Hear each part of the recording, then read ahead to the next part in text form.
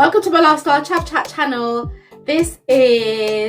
I'm doing daily reading sitting sessions of a story that I've been writing, and at the moment I'm calling it And It Goes On. So this is And It Goes On, chapter 3, part 3. So the carpet was a royal navy blue. It didn't quite fit the room, threading and coming away at the corners, exposing the grey underlay. One large window was on the north facing side of the wall. The house was 10 minutes outside of the city area. A cul-de-sac of terraced houses was in view on the opposite side of the road from the window. Houses adorned with neatly lawned patches of green, coated with sparkled dew, made apparent to a keen, sensitive eye. Hints of colourful hydrangeas and tulips, purple, magenta pinks and marigold yellows, darted in partition formation. The room was bright and airy. A light net curtain measured halfway down the window, giving way to the view outside, while brown, beige, thicker curtains hung open either side. They didn't quite match the magnitude of the room with its high ceilings and embossed white wallpaper. The room was 5 foot by 7 foot. A family of 4 could have easily lived here. No one who lived here seemed to care too much about the decor, albeit most likely living here temporarily.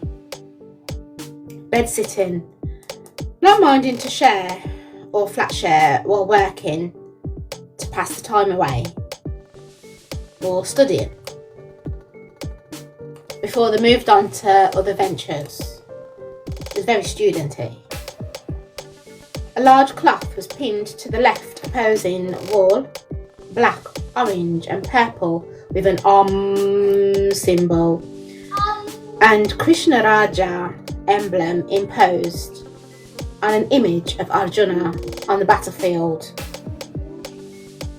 on a horse's chariot, an array of gold and peacocks above his head. Hello.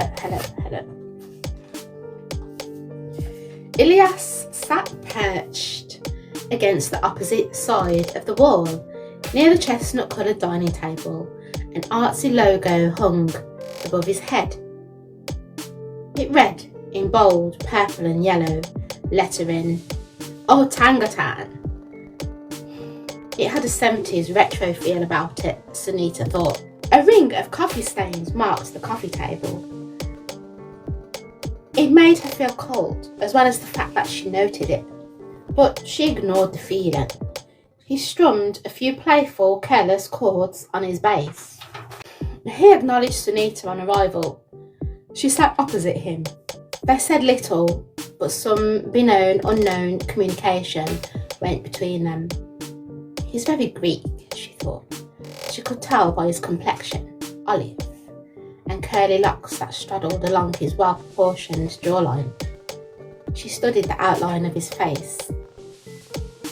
He sat bespectacled, with a smile on his face that was neither smarmy nor condescending, nor extra, but warm-hearted and colloquial. He was handsome, but not in a handsome Greek garden tanned,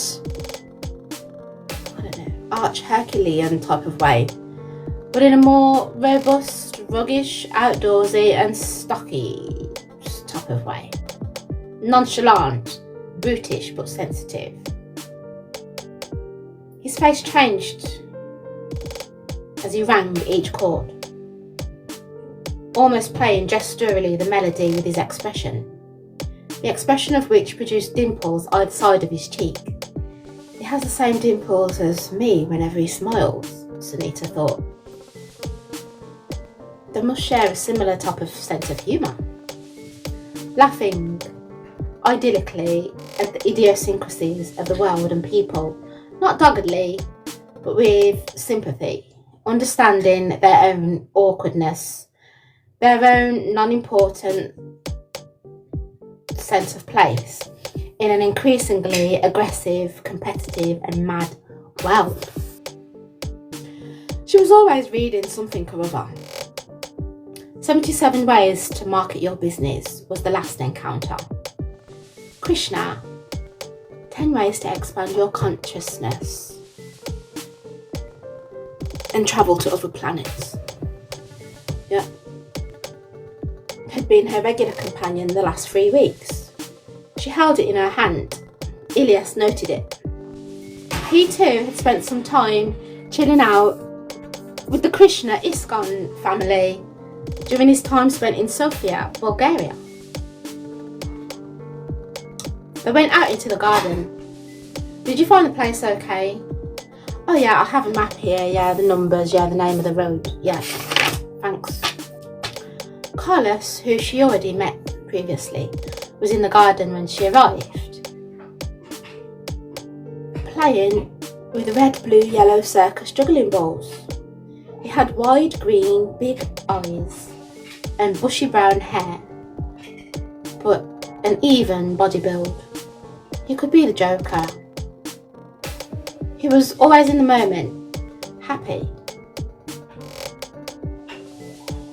wanting to see what would become of any situation, light-hearted.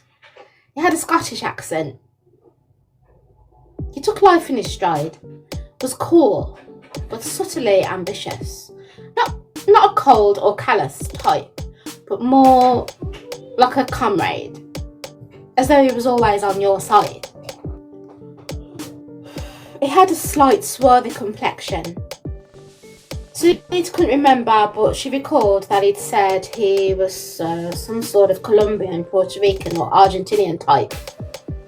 So far, Sunita decided, these were the most cultural peoples she'd met. A far cry from her usual Cosmos circle, content to converse over cocktails in some swanky bar or restaurant or other. This lot were happy with their instruments in their hands, good company, on the sofa or on the floor, as long as there was a crowd. Bohemian almost. There was, however, a hint of competitive edge hanging in the air, like a crisp, distinct smell that was not familiar to Sunita. Unfamiliar to Sunita. We've tried a few singers, but none have been suitable what we're looking for. I've sang a bit on the record, but my main part's the flute. Just trying stuff out, you know. Mainly I play flutes. We need a main vocalist to front the band. Chrissy was a student at the Birmingham Conservatoire studying saxophone. She was blonde. She seemed like the fun one out of the bunch of. She seemed like the fun one out of this bunch of musos. These music intellectuals. She seemed quirky, balanced, even-tempered, relaxed, happy-go-lucky, humorous. For now, she played flute and sang a little bit on the record that they've been working on. We need a main vocalist to front the band. Someone who writes too, you know, lyrics. Yeah, Julian played a track. Yeah. Julian was on percussion. He was a solihull type. Tall, slim, even jawboned. He seemed coldish, appeared aloof, a little bit snobbish, but warm inside. He was a keen observer with a touch of angst about him, only slight to the most discerning, not easily discernible. He was mixed race, with a cool tanned complexion. Little hair on his head gave way to the fact that he was a bit of a warrior. The music sounded, nothing stood out, but it sounded doable, experiential, experimental, busy, artsy, different. It wasn't her usual dig, but she could dig it for now. Maybe she could do something with it. Work her magic on it, bring it to life, be the icing on the cake, to ignite it. She melodied a few words on the track as they enthused away on their instruments over the playback. She was new to this improvisatory type of jamming session. She'd sang before in a band, but in a more collaborative process, where the words came with the music, or she'd come well prepared beforehand, with lyrics and melody intact. The plane stopped. Have you heard of Lamia? Not really. You kind of sound like her. Her last album, she uploaded it recently on SoundCloud. Yeah, she's doing a tour at the moment around the East Midlands. Yeah, I played one of her gigs for her. She's a little bit like Baduba, but a little bit more commercial. Carlos looked at Ilias and Chrissy headed for the fridge. She couldn't tell if they liked what she was doing or not. There was a kind of pondering silence. Bottles of Budweiser were brought out from the fridge to join the knickknacks and the bottles of Carlsberg on the table. Drinks were poured and the evening carried on into the night as a few more arrived, some with instruments, some without, and the jamming continued on late into the early hours of the morning. So that is part 3 of my story, and it goes on. So let me know in the comment section what you think so far about my story, and let me know if you think let me know how you think it should continue, what you think should happen next. I'd be much appreciative. And it goes on. Let me know, just comment a Y or an N for to let me know. Tell me, is and it goes on, do you think it's an appropriate title for this story? Just put Y for yes and N for no. But I'm coming off this live now. Thanks so much for joining, and